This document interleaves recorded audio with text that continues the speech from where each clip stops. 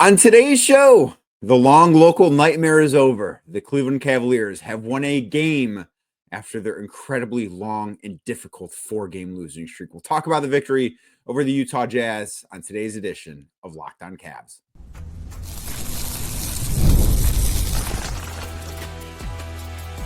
You are Locked On Cavs, your daily Cleveland Cavaliers podcast. Part of the Locked On Podcast Network, your team every day.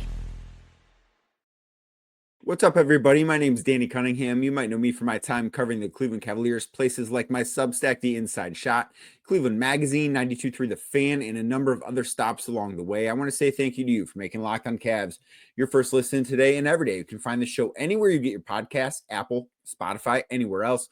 Drop us a 5-star rating. Leave us a nice review. Be a friend. Tell a friend about Locked On Cavs. Make sure you subscribe. Make sure a friend is subscribed as well. And if you're watching on YouTube, do me a favor. Hit that thumbs up button for me. Click subscribe and hit that notification bell so you don't miss the latest Locked On Cavs content. A proud part of the Locked On Podcast Network, your team every day. In today's episode, of course, brought to you by Monarch Money. Take control of your finances with Monarch Money. Use code LOCKEDONNBA at monarchmoney.com for 50% off your first year. The Cleveland Cavaliers have snapped their four-game losing streak. They remembered what it was like to win a basketball game. They beat the Utah Jazz on Sunday 120-91. And this was a game that didn't look perfect. This was a game that certainly in the first half, the Cavs offensively didn't look all that great. They didn't shoot the ball very well. We will talk about that coming up a little bit later. But the thing that stood out to me, and this was obviously the most evident during the third quarter when the Cavs opened up on a 23-4 run, and truthfully, it looked like the Cavs for the first time in a little while. I do think that against Memphis, the last time they won a basketball game, which was 10 days ago at this point, against Memphis, they looked like the Cavs. But other than that, throughout the month of March, they haven't really necessarily had these CAVALANCHEs. They haven't had these streaks of basketball where they just dominate teams defensively and they turn those missed shots, which typically are bad shots by opponents, or turnovers into runouts and easy points and a ton of made threes. And the made threes part didn't happen on Sunday, but the rest of it did in that third quarter. They dominated Utah defensively, and it is important to talk about the Jazz a little bit, that they're not a very good basketball team. They're one of the worst teams in the NBA. They did not want to win the game on Sunday, and that context matters here. It's not as if the Cavs did this to Oklahoma City or Boston, but hey, they needed to do this. I think it was a really important thing that they were able to, have a game like this where they can get that confidence back, get that swagger back, bring some of that juice back, as Ty Jerome mentioned in his post-game interview that I saw on FanDuel Sports Network. But I think that was really important that they were able to have this type of game.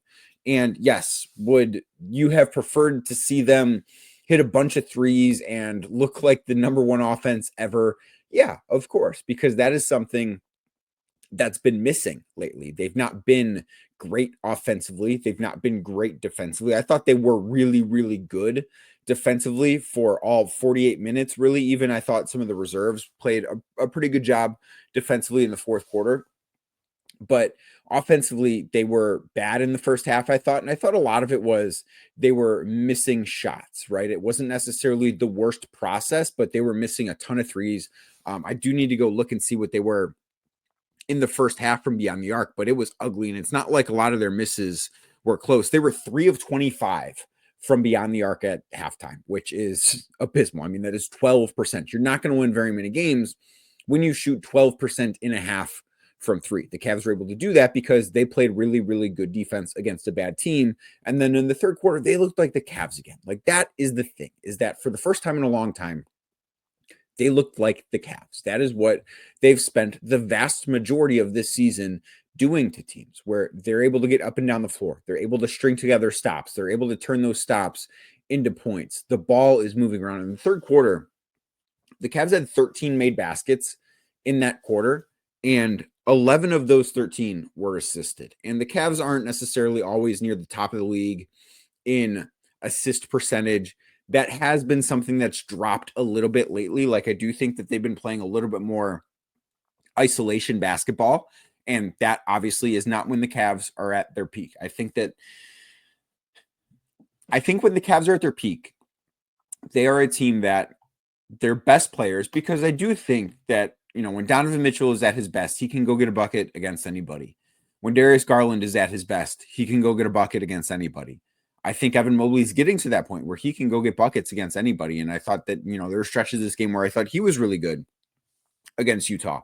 But when the Cavs are at their best, it's one person getting a bucket for somebody else. It's maybe Darius getting a bucket for Evan, or Evan getting a bucket for Donovan, or something like that, or Jarrett setting a screen that gets a bucket for Donovan. Like, those are the things that you see that let you know the Cavs offense is really clicking on all cylinders. And that is what it looked like in the third quarter. It was a Cavalanche, not only because they got stops, but because they shared the basketball and they played with a joy that I really think has been missing. Like, even going back to the tail end of the winning streak against Memphis, I think it was there. But in some of the other games, we bring up some of the comebacks that the Cavs had during the late stretches of that winning streak, the game against Brooklyn, the game against Charlotte, Miami, Chicago, maybe in Chicago a little bit, Portland, who they play tomorrow. How often did you see the Cavs playing with a ton of joy, playing a fun brand of basketball? Now, they were still finding ways to win those games because they're a supremely talented team and they're a championship contender, and great teams can find a way to win games when they don't necessarily play their best basketball. And that was part of what Sunday was against Utah, but they also played with a joy that I think has been missing. And this is probably something I wish I would have noticed sooner. I wish I would have talked about this sooner, because now that we saw it against Utah, it's so clear as day that this is a thing, that it was an ingredient that had been missing from their play. And yes, of course, playing with joy doesn't mean that shots are going to go in all the time. That's not always the case. And we saw that because the Cavs won a game by 29 points in which they had their worst three-point shooting day of the season. But when they play with that infectious joy, I think things become easier on both ends of the floor. Maybe not the outside shooting, which I do think is something that is contagious. And I want to talk about why I think that's down coming up in a little bit. But I think that this team is so much more dangerous when they're having fun. And if you look at who the best teams in basketball are, typically they're teams that play with a level of joy. And I think that we most, just in basketball, associate joy with the Golden State Warriors title runs. Like, when those teams were clicking on all cylinders, they absolutely loved every single second of playing together. And I think most of the season, the Cavs have been like that. That is one of the things that I do think they have in common with those Warriors teams, particularly the two that were really good before Kevin Durant arrived there.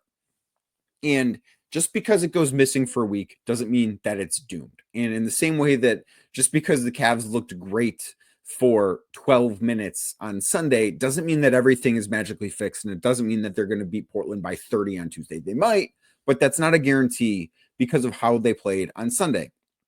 But I think it's a really good sign that this is back. I think that this is something that had been missing from their game, and it's not something that's going to show up in the box score. This is something that you only are going to notice if you watch the games.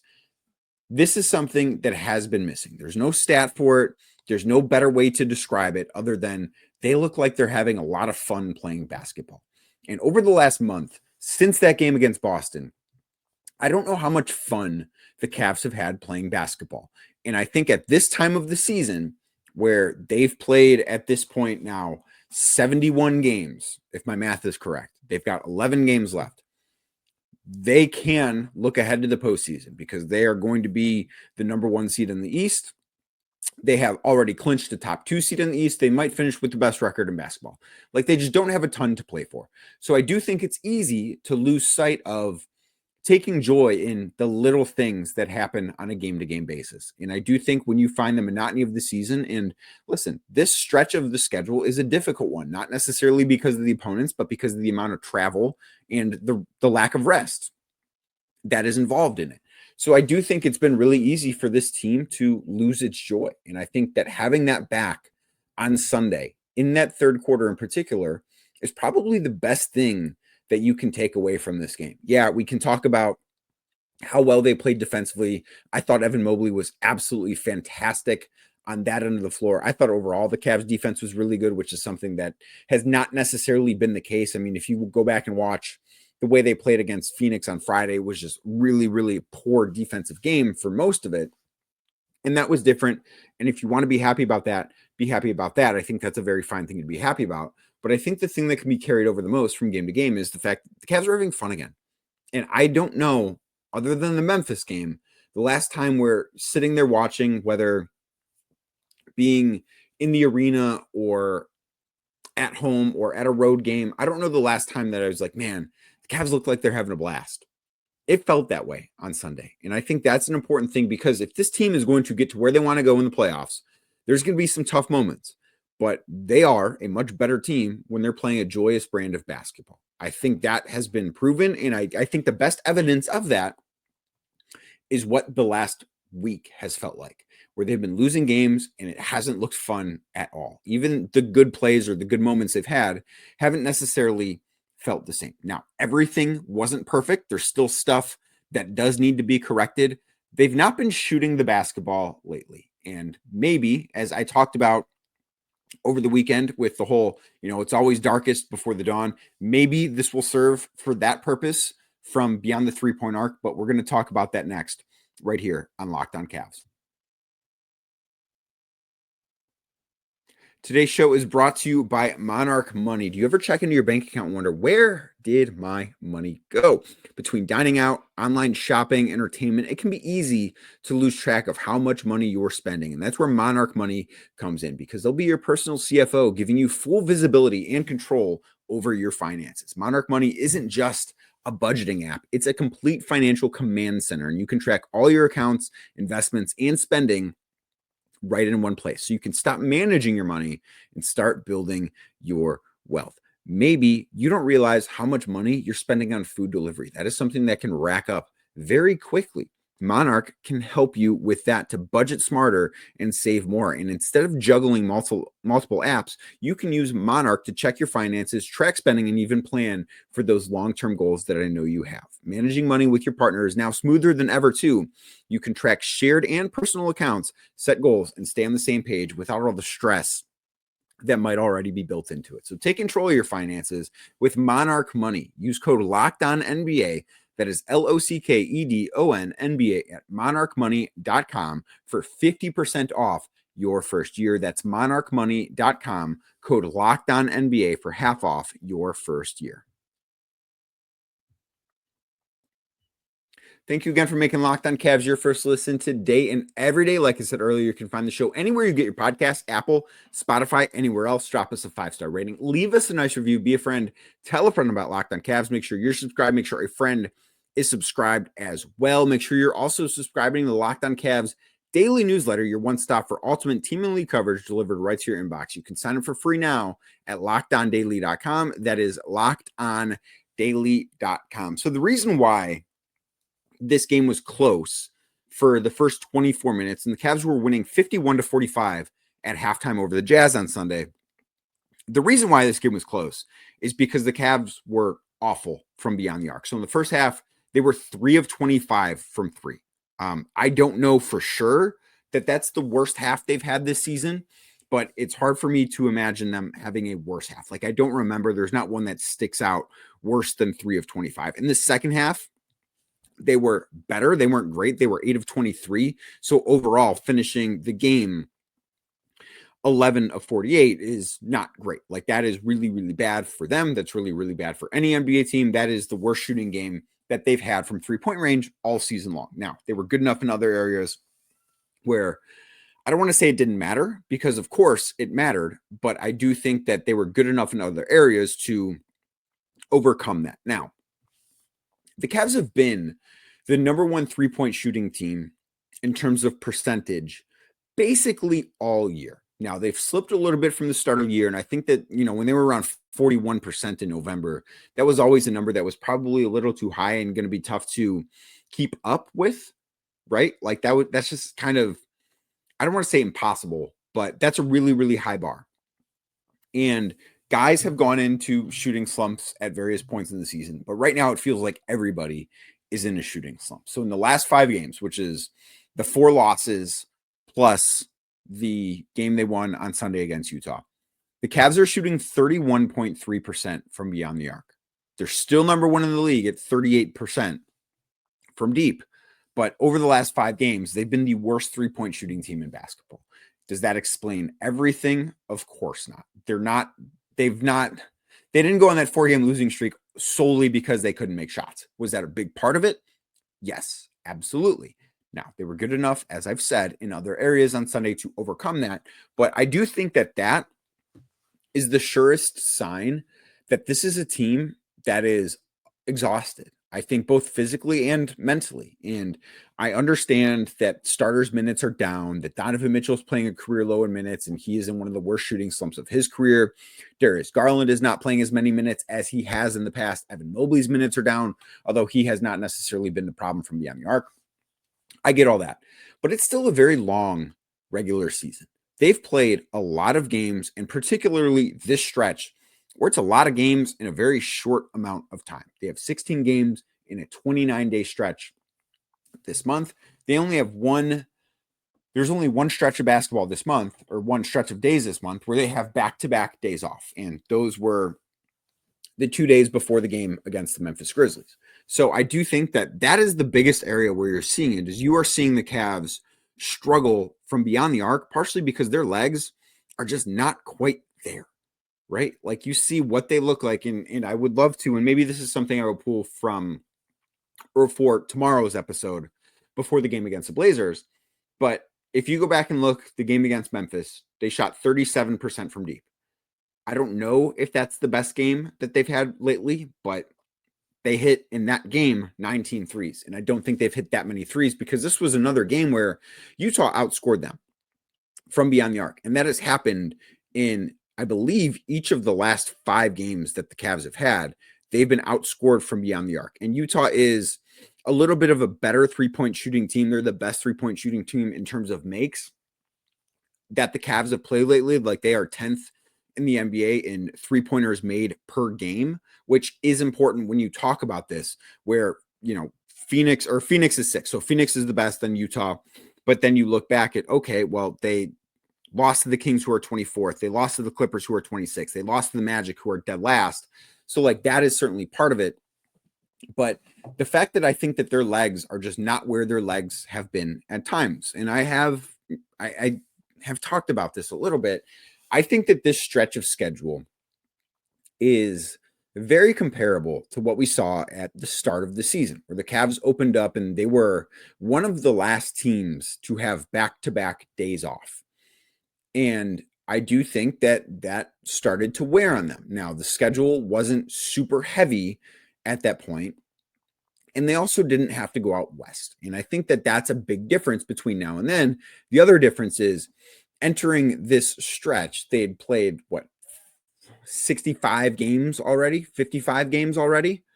And that is something that matters here, where at the start of the season, obviously you're fresh because you haven't played any games.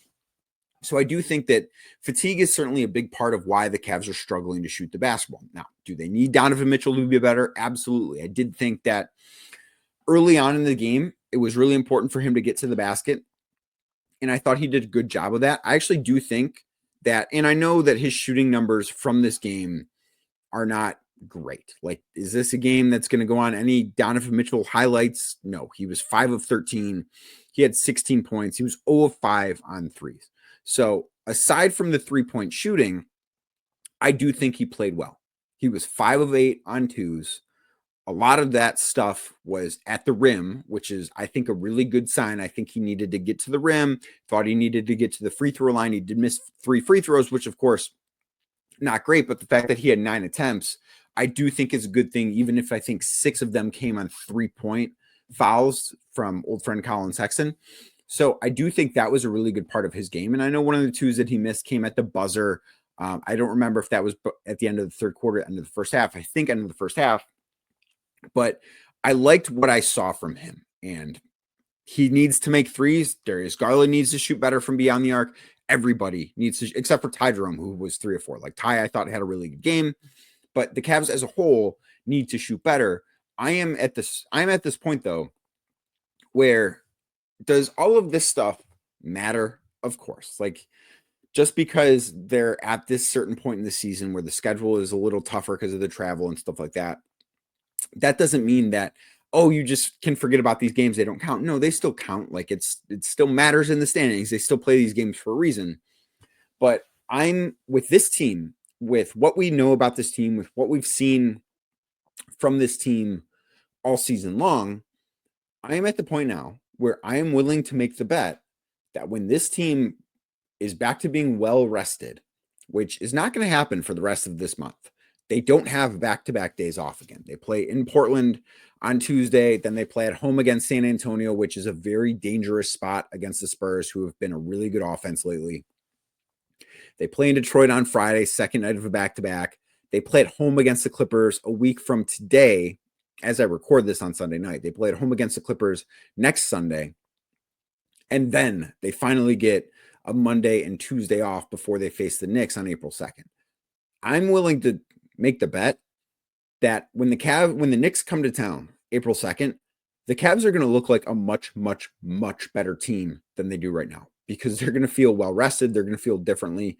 And maybe it doesn't happen then, but I do think that that's probably the spot where, okay, maybe now is when they start to lock in for the postseason. Now is when they start to feel a little bit better about themselves, and not, mentally, not confidence, because I think that when you win 57 of your first 71 games, you're going to be a very confident group, and they should be a very confident group. But I think they're going to feel better physically after that. And the other part of this too, they are going to have a week off before the postseason arrives. And that is something that is worth talking about here, because when they get that week off, this team has, for the most part, when they've been well rested, they've looked incredible. They're going to be well rested going into a postseason series. And I think that's just going to be something that matters a lot. So other than the joy, there's one thing that I do think that is very important that the Cavs can take away from this game on Sunday, the win over the Jazz. I'll tell you what that is next, right here on Locked On Cavs.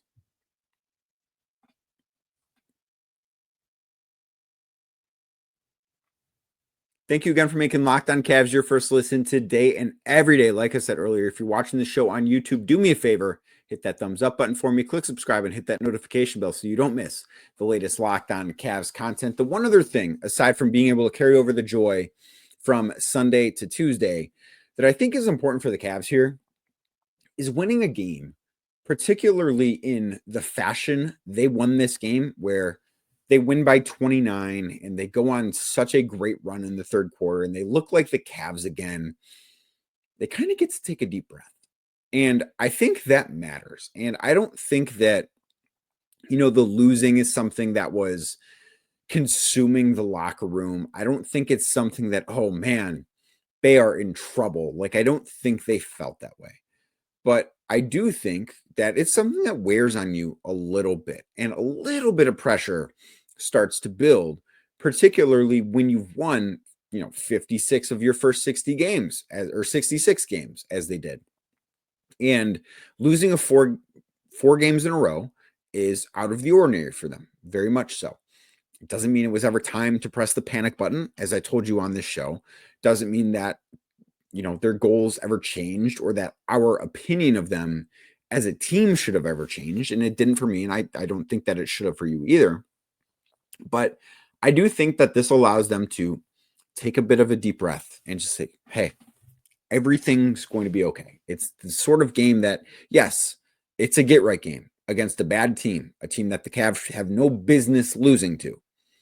But it's still a game that counts, and it's still an opportunity to build that confidence back up a little bit, to get right and sort of remove, I think, some of the pressure that could have been building on this team, because those losses, they hear some of that outside noise. I don't think that it means the world to them. I don't think they necessarily care, nor should they care, about the opinions of guys that are not in that locker room, or women that are not in that locker room. Like, that's not something that should matter. But you hear it a little bit. Like, that's human nature. That's something that's going to happen. And this win is not going to shut everybody up. There are still the people that had questions about the Cavs 72 hours ago don't all of a sudden have their questions answered because the Cavs beat one of the worst teams in the NBA, in the Utah Jazz, by 29 points. That's not what happened. But I do think inside the locker room, it's like, oh, we're good. And I also think it serves as a bit of a reminder for what this team is capable of, because when we see the Cavs go through a streak, which we had not seen before, where they lose 4 straight games, I do think it's easy to lose sight of what they look like at their peak. And Sunday was not the Cavs' peak. Like, they have looked better in games than they did on Sunday against the Jazz for full 48-minute periods against much better teams than Utah. But I wrote this over at the Inside Shot. I think that this was sort of a loose outline of what the Cavs are at their peak. They weren't at their peak because they weren't making shots from outside. You know, you can't be at your peak when you have your worst 3-point shooting game of the season. But I do think it's something that, okay, it's a reminder that this is still a really great team. This is a great team that's capable in 4 minutes of ending a game against anybody the way they did the Utah Jazz. And I think that is just something important for them to have in their minds. And I think it's probably something too, as you consume these games, as you watch or listen, you know, as you go through the ups and downs of being a fan, which I get it. The last week, probably not very fun to be a fan of this team. But I do think it's just worth remembering, oh yeah, they have this record. They're 57-14 because they're a great team. And a 4-game losing streak doesn't change that. Just the same way that beating the Utah Jazz by 29 points doesn't mean everything is all sunshine and rainbows, but it's a reminder that, oh yeah, they'll be fine. They're going to be okay. They're going to get out of this and they're going to look like a great team again when it matters the most. And I think those are the things to really take away from Sunday. But thank you for making Locked On Cavs today your first listen this day and every day. You can find the show anywhere you get your podcasts, Apple, Spotify, anywhere else. Drop us a 5-star rating. Leave us a nice review. Be a friend. Tell a friend about Locked On Cavs. Make sure you're subscribed. Make sure a friend is subscribed as well. And if you're watching the show on YouTube, do me a favor as we get out of here. Hit that thumbs up button for me. Click subscribe and hit that notification bell so you don't miss the latest Locked On Cavs content. The Whip Around is back. It'll be back this afternoon. And then I'll be back tomorrow talking about the Cavs once again.